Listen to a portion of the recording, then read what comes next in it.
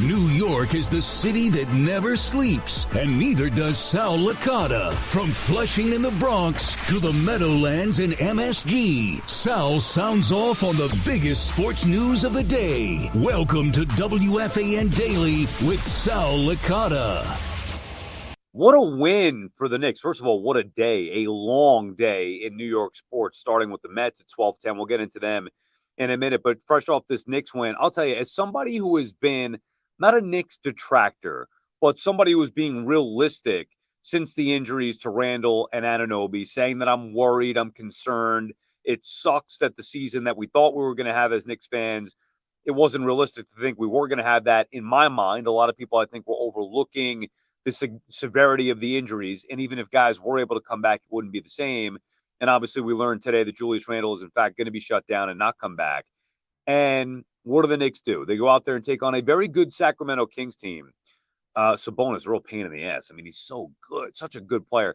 Anyway, they take on a good Sacramento Kings team, and the Knicks were down the majority of the game. But, man, like they've been doing all year long, they fight. They play with great passion, great heart, literally heart, and Josh Hart as well. Determination. They are I'm not going to say they could go to the Eastern Conference Finals without Randle or Anunoby, although Anunoby now cleared for contact, so he should be coming back, you would think. Knock on wood that he stays healthy when he does come back. But they might be sneaky dangerous in the postseason, even without Randle. Now, ultimately, I love Julius Randle and don't think the Knicks can win a championship without him or get to a championship without him. They need to be fully healthy and be whole as a team and be lucky as well. They're just not good enough yet. However, Brunson is a legitimate superstar. Not like, oh, yeah, he's a star, but not good enough. No, bullcrap. He's a legitimate MVP candidate. He has been a top player in the league. You want to say top 5, you want to say top 10, I don't care.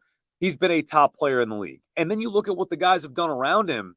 DiVincenzo, a guy who, not that I've been critical of, but just dismissive of, because I thought the Knicks needed more from, starting two guard or a secondary scorer without Randle and without Anunoby.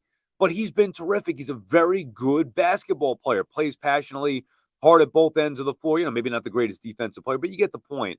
DiVincenzo been able to shoot the lights out. And that's been a huge lift for this team who hasn't sunk in like a rock, even with those significant injuries. Look at Hartenstein, having him back. I mean, he made a terrific pass tonight to Josh Hart at one point in the third quarter, I think. Man, Hartenstein is a legitimate center in today's NBA. He's not Olajuwon, he's not Ewing, he's not Shaq, he's not Rick Smith or David Robinson, but he's a legit center now with a good offensive game, solid enough offensive game, combined with his size in the middle, passing ability, Hartenstein, toughness. Hartenstein's an integral part of this team. Josh Hart is somebody that I was saying the Knicks needed a upgrade over because he's not a great shooter. He's not a consistent two-guard, but he has been some kind of facilitator and filling out the box score. I mean, look at the stat line tonight. It was incredible. Hart, who's had, the multiple triple-doubles this year, again, just being a beast for the Knicks. So my big takeaway from tonight watching this Knicks team was that I feel like they can maybe still be dangerous. Whereas the normal feel as a fan, I was kind of out of it and, dismissive after the original injuries to Randle and Anunoby. But now I look at it and say, as we're getting closer to the postseason, and now that we know Randle is definitively out, Anunoby coming back, so they're almost whole. They're just missing, unfortunately, their second best player. Maybe the Knicks could surprise some people. The way that they play hard night in, night out, they do still have a superstar. It's not like they're missing Brunson. If they were missing Brunson, we wouldn't even bother talking about the Knicks right now. Not trying to minimize Randle, but there were question marks about him anyway going into the postseason. So maybe, just maybe, if Anunoby and the signs are good, if he could come back and be 100% healthy into the postseason, and maybe, just maybe, the bench players continue to do what they do, whether that is McBride, whether it is the guys we mentioned before. I mean, maybe the Knicks could still do some damage in the NBA's Eastern Conference when the playoffs start up in a couple weeks. I'm going to be excited about it once we get going, and I'm starting to get there. I thought the win against Sacramento, the energy of the Garden was on fire. They feed off of that energy. Playoffs, is going to be times 10, even more so in the postseason with the Knicks, with or without Julius Randle. Obviously, it's going to be without. I think the Knicks are going to be in decent shape here going into the postseason and will get us all back invested again once we get to game one of whatever opponent the Knicks will be facing in the postseason. All right, before we leave, we'll go to the Mets here as they had, what are you supposed to say? A long day, a long day of baseball that the majority of it was not good baseball. Now, thankfully, they were actually able to win a game here, but it took, tooth and nail to be able to get that done. Alonso, the game-tying homer after endless chances, whether it be in game one or game two. Lindor failed, Nimmo failed, McNeil, forget about it. Alonso failed until that bottom of the ninth inning in game two. The Mets were getting no hit through 7 innings. And then Harrison Bader hits a little, dinker in a left field and starts celebrating on first base. It's like he's still on the Yankees in the postseason a couple years ago. So it was, I'll admit that even I could feel the exhale and feel the change, significant change in momentum with the win. However, I don't think the team is any good. So just because they won their first game, it's nice. Exhale, get the monkey off the back. Congrats to Carlos Mendoza. Alonso with a great job. That is a Piazza-like moment, clutch home run. We talk about the Mets don't have those big moments, don't have the clutch guys. Down a run in the bottom of the ninth inning, desperately needing a win. Pete Alonso delivered with a Piazza-like moment, not just a home run to pad the stats and fill out the 40-50 for the year. He had a big home run, a home run that tied the game and eventually led them to winning the game or helped them get to winning the game. So it was it wasn't even an exciting win or a fun win. It was relief for the Mets and their fans. The Mets needed it, and I think the fans needed it as well. And now they'll hit the road, and the season can get underway because it really felt like the season wasn't getting started until they won a game. Lose 4 in a row, lose 5 in a row. Oh my God, is it really going to happen that they're going to get swept here? So the fact that they're able to win a game does make you feel just a little bit more at ease. The reality is it should not be this difficult. It shouldn't be this difficult. The lineup changes. McNeil hitting fourth one day, the next day he's not in the lineup.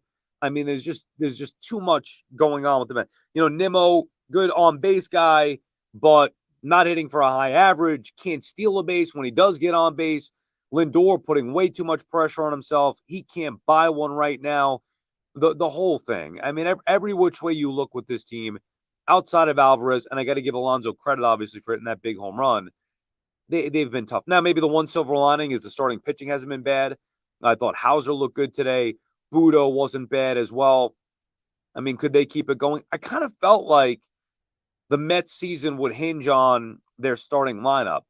And so far it has. The problem hasn't been the starting pitching. It's been a combination of everything, obviously, but the bulk of their issues come from the offense. They got 1 hit in the opener, and they're lucky they didn't get no hit in the second game of today's doubleheader. So offense is going to be tough. Will those guys get it going at some point? Yeah, they'll get it going. Will it be to a level of consistency throughout the lineup to help them win more ball games? I'm not so sure. I still believe the Mets aren't going to see 500, unfortunately. However, at least they were able to get their first win. And now you're more inclined to check out the, this weekend series and then Atlanta next week with a little more excitement, as opposed to, oh my God, watching the train wreck. How bad is this going to be? How long is it going to take? Are they going to be breaking records here? Baltimore Orioles 1988 out of the gate with their awful record. So luckily they got a win. Maybe it won't be that bad. Maybe they could start to right the ship a little bit and get a couple of wins in Cincinnati. Who the hell knows what's going to happen in Atlanta? I can't imagine good things. But at least for a day, the Mets could get that monkey off their back, get on the board, and begin the 2024 season, try to right the ship and get themselves back into the mix for having a season that could last beyond the first week of April. Congrats to the Islanders, too. Big win for them. Looking to lock up a playoff position. Imagine setting up a first-round series with the Rangers. It's going to be a crazy couple of months here now with the Knicks, Rangers, Islanders possibly getting into the postseason. And then you got the Yankees who are off to their hot start, and the Mets underway as well. Speaking of the Yankees, we'll be at Yankee Stadium live tomorrow morning, 10 a.m. BT and Sal on the Fan, broadcasting from the Hard Rock at Yankee Stadium. Looking forward to that. Juan Soto's debut in pinstripes. Will it be his last opening day at Yankee Stadium as a Yankee? Soto. You never know, but all kidding aside, it's going to be a lot of fun tomorrow. Crowd's going to be nuts. It's going to be electric out there.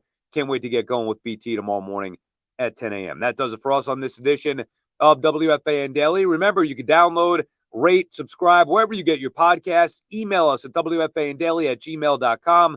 We'll answer and respond to your questions and comments on an upcoming mailbag episode. Enjoy the rest of your Thursday night. We'll see you tomorrow.